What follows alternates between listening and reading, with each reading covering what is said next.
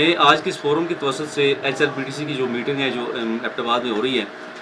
اور میں اپنے ملک پیارے ملک پاکستان کی اس کامیابی پہ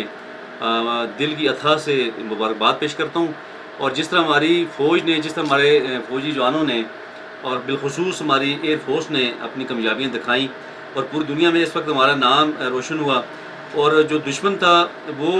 پیچھے اس لیے ہٹا کہ اسے اپنی جان کے لالے پڑ گئے. وہ اس لیے نہیں ہٹا کہ کوئی اور بھی مسجد تھی، اگر وہ ویسے ہٹنا چاہ رہا تھا تو پہلے ہٹ جاتا. لیکن وہ ہماری جو جدوجہد ہے وہ ہیومن رائٹس کی پروٹیکشن کے لیے ہے.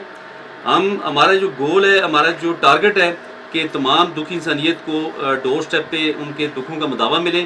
اور ہمارے انسانوں کے جو رائٹس ہیں، جو انفرنجمنٹ آف رائٹس ہو رہی ہے ہمارے ملک کے اندر، اور بالخصوص آئین پاکستان کی، اس کے علاوہ جو انٹرنیشنل ٹریٹیز ہیں جو UN میں پاس ہوتی ہیں، تو ان کی جو وائلیشنز ہو رہی ہیں. اور گزشتہ کل ایک یہاں ایبٹ آباد میں ہوٹل 1 میں ایک پروگرام تھا جس میں UN سے ایک نمائندہ آیا ہوا تھا جو برٹش تھا،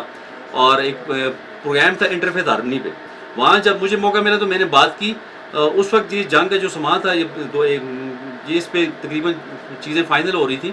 تو میں نے وہاں بات کی. میں نے کہا جی UN میں کوئی بھی ٹریٹی سائن ہوتا ہے، کوئی کنونشن پاس ہوتا ہے، اسے ہم چاہے UNCRC کہیں، United nation convention on the rights of the child,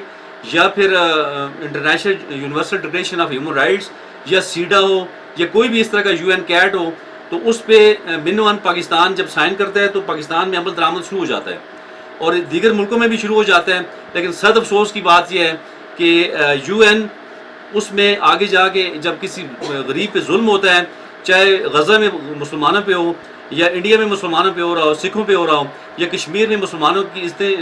لوٹی جا رہی ہوں بہن بیٹیوں کی، تو وہاں پہ UN اپنا رول پلے نہیں کر رہا. اور مسلمان ہم فرنٹ لائن پہ ہوتے ہیں، تو اس پہ انہوں نے مجھے ایسا کوئی مناسب جواب نہیں دے سکے وہ. تو پھر جب بات ہوئی ہمارے ایٹمی پروگرام کی اور ہماری فوج کی، تو پھر واقعی لوگوں نے کہا جی واقعی جب ہم نے پہلے تو ہم نے یہ کہا جی کہ ہم وار نہیں چاہتے، ہم پہ وار مسلط کی جا رہی ہے. تو پھر جب ہم ڈیفینسو رہے 2-3 دن، پھر جب ہم نے اٹیک کیا تو پھر دنیا خود خاموش ہو گئی. تو اس لیے میں دل کی اتھا گہرائیوں سے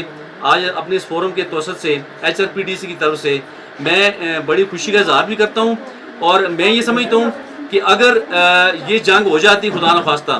تو دنیا میں لاکھوں کروڑوں انسان جو ہے لقمہ اجل بن جاتے. تو یہ انسانوں کا جو بچاؤ ہے یہ پاکستان کی فوج کے مرہون محنت ہوا ہے، پاکستان کے ہمارے ایئر فورس کے مرہون محنت ہوا ہے، پاکستان کے ایٹمی اثاثوں کی مرہون محنت ہوا ہے، اور پاکستان کے اندر جو ٹیکنالوجی ہے ہمارے پاس اس وقت جدید ترین، اور دنیا نے مانا ہے یہ. اس وجہ سے ہم الحمدللہ ہم لاکھوں کروڑوں انسانوں کو بچانے میں ہم